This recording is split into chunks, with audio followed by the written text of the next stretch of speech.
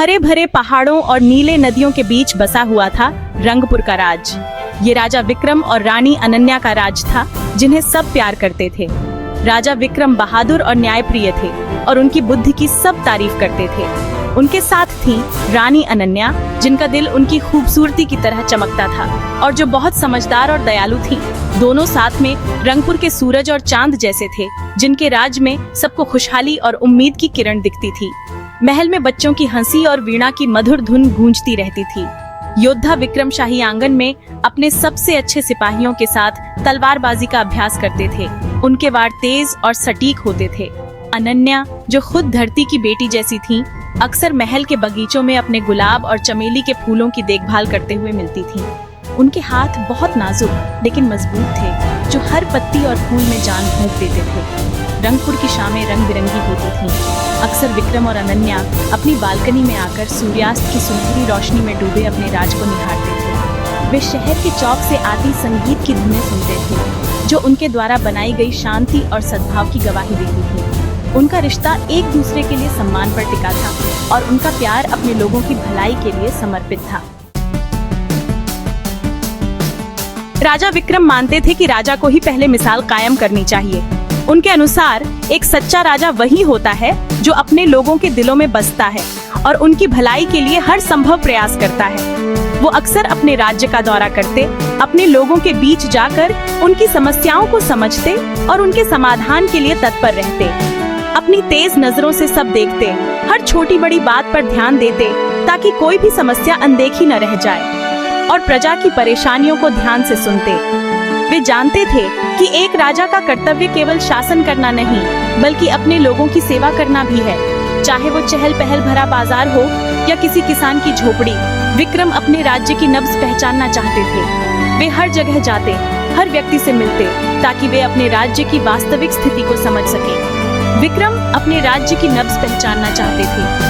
वे जानते थे कि एक राजा का असली सामर्थ्य उसकी प्रजा के विश्वास में होता है। उनकी प्यारी रानी अनन्या हमेशा उनके साथ होती थी। अनन्या न केवल एक रानी थी, बल्कि एक सच्ची साथी भी थी, जो हर कदम पर विक्रम का साथ देती थी। उनके कोमल स्पर्श से बीमारों को आराम मिलता था और उनके समझदार शब्द परेशान लोगों को सांत्वना देते थे। अनन्या का दिल भी उतना ही बड़ा था जितना विक्रम का, और उनके समझदार शब्द परेशान लोगों को सांत्वना देते थे। वे हमेशा अपने लोगों के दुख दर्द को समझने और उन्हें दूर करने की कोशिश करती थीं। एक दिन एक दूर के गांव के दौरे पर विक्रम और अनन्या ने देखा कि गांव के लोग बहुत परेशान हैं। एक बूढ़ी औरत उनके पास आई। उसकी चाल धीमी थी, लेकिन उसकी आंखों में एक दृढ़ संकल्प था।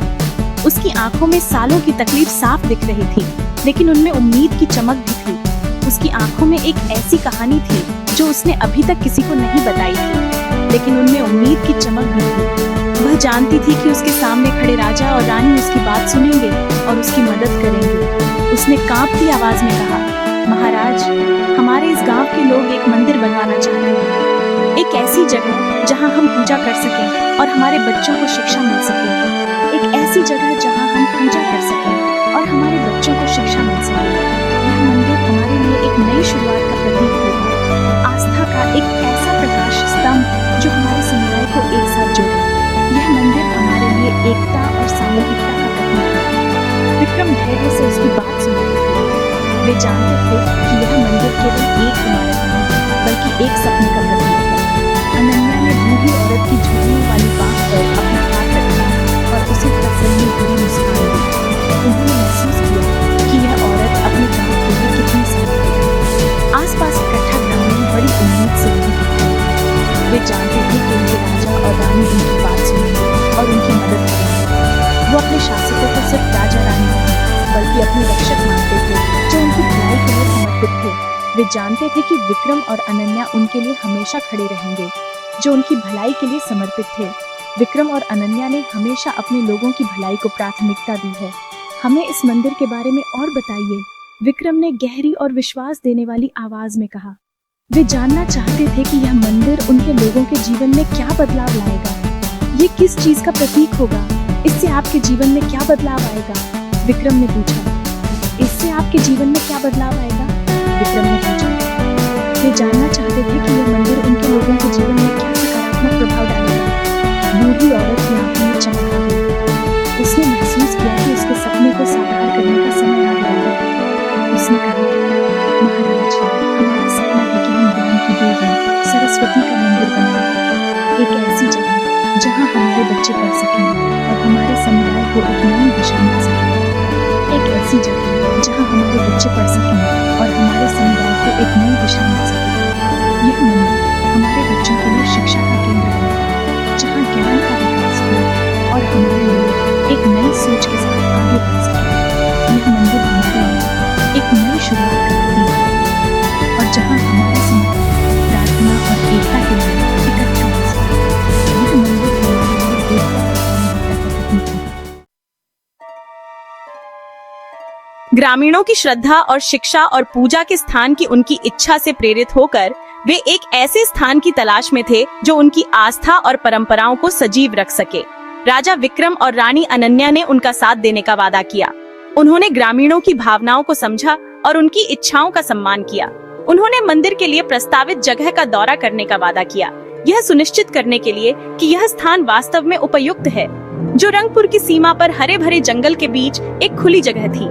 यह स्थान प्राकृतिक सुंदरता और शांति से भरा हुआ था। अगली सुबह जैसे ही सूरज ने अपनी सुनहरी किरणें बिखेरी, जंगल एक नए जीवन से भर गया।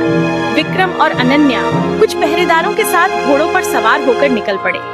उनके साथ कुछ विश्वसनीय सलाहकार भी थे, जो इस महत्वपूर्ण यात्रा में उनका मार्गदर्शन कर रहे थे। उनका रास्ता घुमावदार था, जो उन्हें तेज बहती नदियों, ऊंचे ऊंचे पेड़ों और हरे भरे मैदानों से होकर ले गया।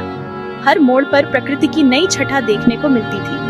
चारों ओर पक्षियों की मीठी आवाजें गूंज रही थीं, जो वातावरण को और भी मधुर बना रही थीं। हवा में चमेली की खुशबू बिखरी हुई थी, जो मन को शांति और ताजगी का एहसास करा रही थी। और पेड़ों की पत्तियां सरसरा रही थीं, जैसे वे भी इस यात्रा का हिस्सा बनना चाहती हों। जैसे जैसे वे जंगल में आगे बढ़ते गए, पेड़ों की ओट से छनकर आती धूप रोशनी और छाया का एक अद्भुत नजारा बना रही थी।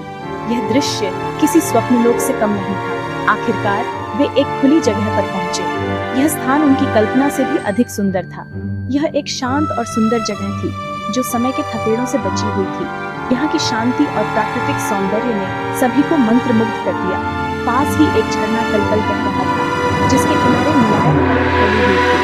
यह दृश्य किसी चित्रकार की कल्पना जैसा था। हवा में चीड़ और चंदन की खुशबू महक रही थी, जो इस स्थान को और भी पवित्र बना रही थी। खुली जगह के बीच में गांव वाले खड़े थे, जो इस स्थान को देखने के लिए उत्सुक थे। उनके चेहरे पर उम्मीद और घबराहट दोनों ही साफ दिखाई दे रही थी। वे इस स्थान को अपने सपनों का मंदिर बनाने की उम्मीद कर रहे थे। महाराज, महारानी, गांव के मुखिया ने नीचे झुकते हुए कहा, हम आपके आभारी हैं कि आपने हमारी प्रार्थना सुनी। इस पवित्र वन में आपका स्वागत है। यह स्थान हमारे लिए बहुत महत्वपूर्ण है।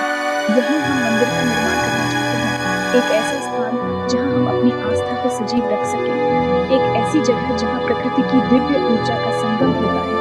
ये स्थान हमें आत्मिक शांति और प्रेरणा प्रदान करेगा। विक्रम और अनन्या अपने घोड़ों से उतरे और उन्होंने उस जगह का जायजा लिया। उन्होंने इस स्थान की पवित्रता और सुंदरता को महसूस किया।